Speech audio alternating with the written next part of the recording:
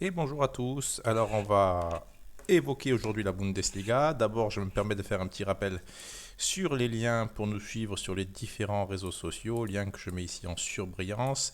Et évidemment, en dessous des vidéos, dans la description, vous avez également les liens pour parier au Argel, ce qui me semble nécessaire pour gagner de l'argent dans les paris sportifs. Donc maintenant, on va de suite attaquer cette vidéo avec la Bundesliga.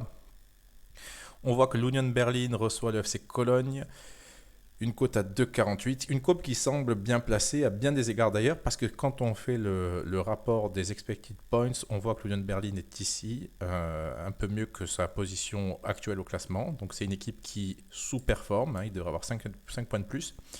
Et le FC Cologne, elle, se trouve ici. Donc on voit que avantage clairement à l'Union au niveau des points et même au niveau de la dynamique, puisque on va dire que Cologne est une équipe en légère surperformance.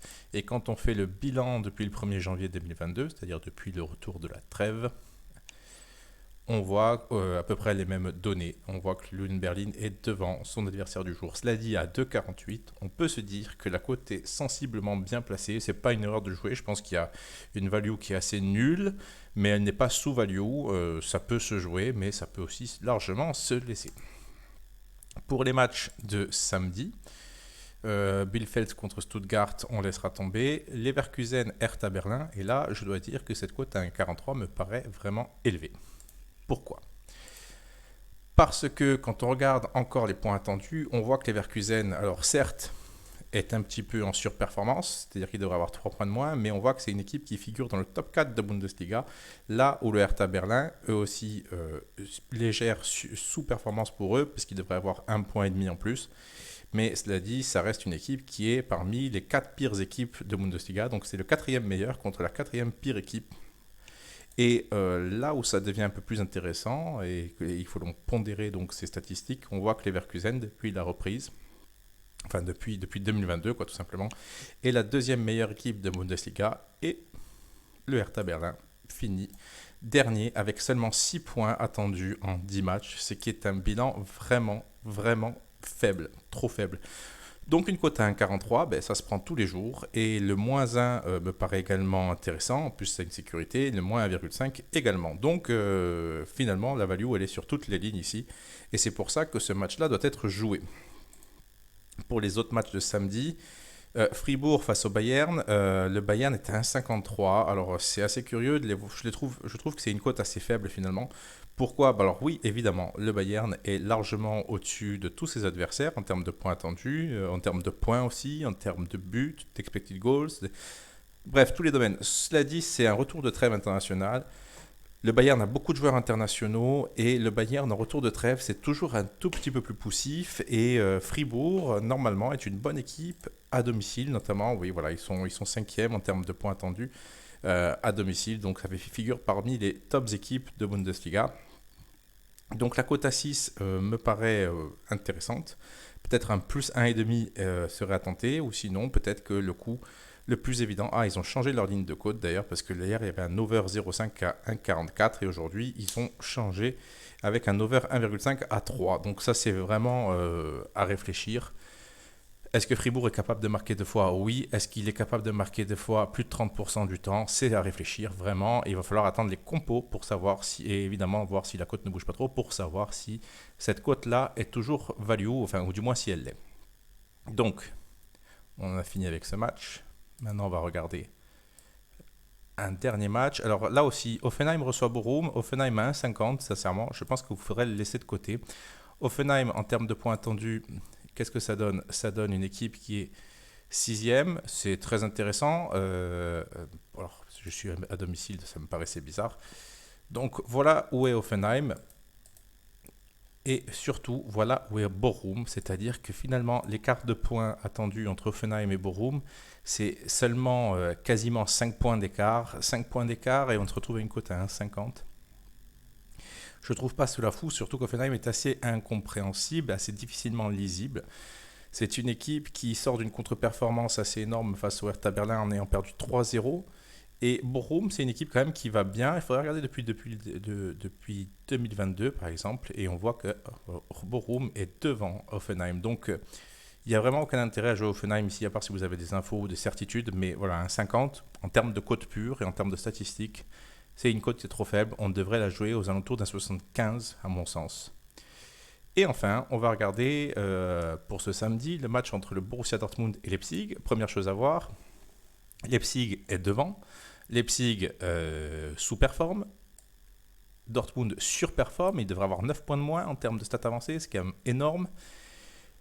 Et déjà, rien qu'en s'arrêtant là, on voit que la cote de Leipzig est quasiment. Enfin, ils sont vraiment outsiders ici.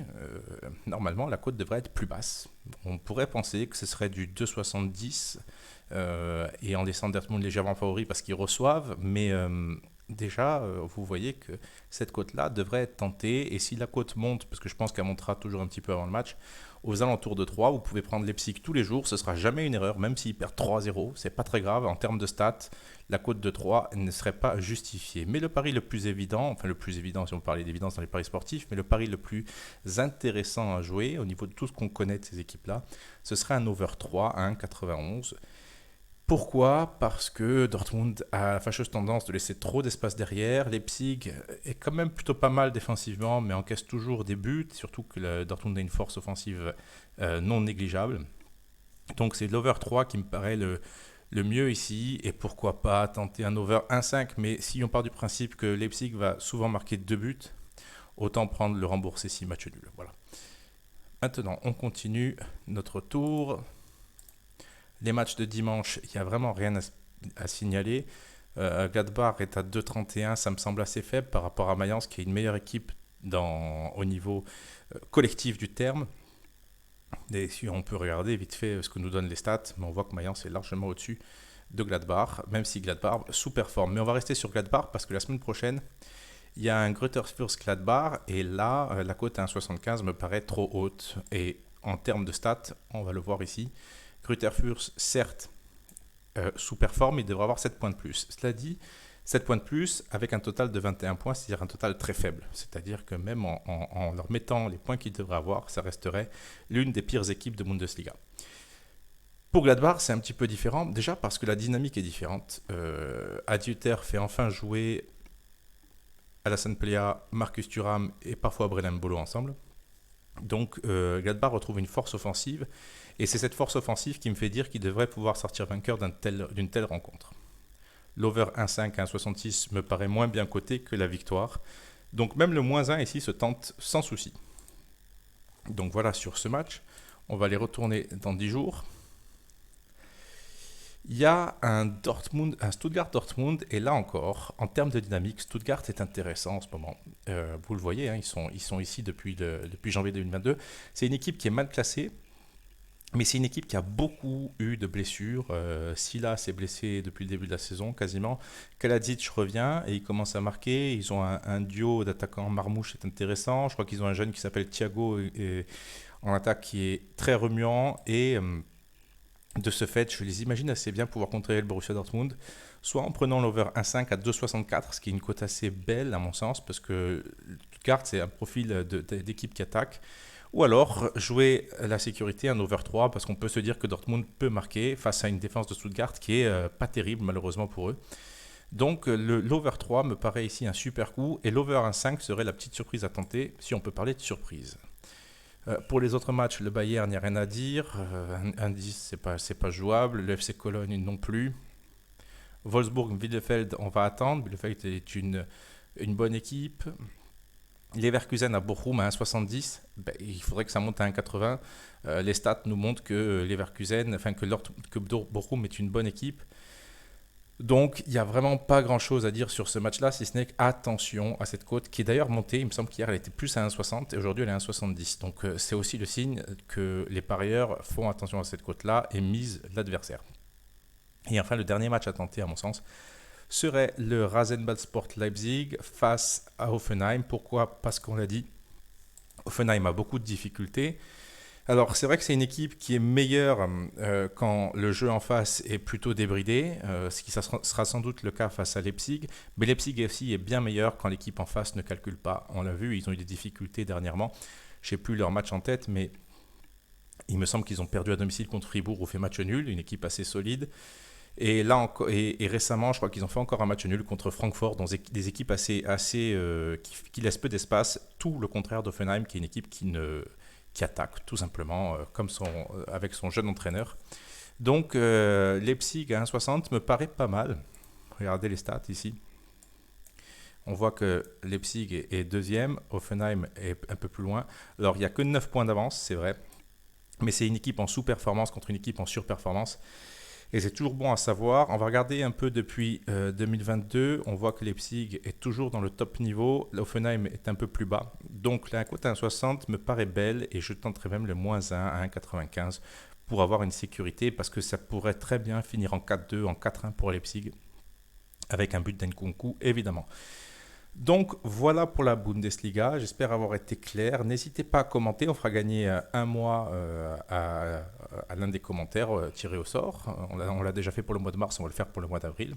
Et on comptera cette vidéo pour le mois d'avril. Après, on vous prépare une belle offre sur TP au niveau du site. Et voilà, n'hésitez pas à partager et à commenter cette vidéo. Je vous dis à très vite sans doute pour de la Serie A.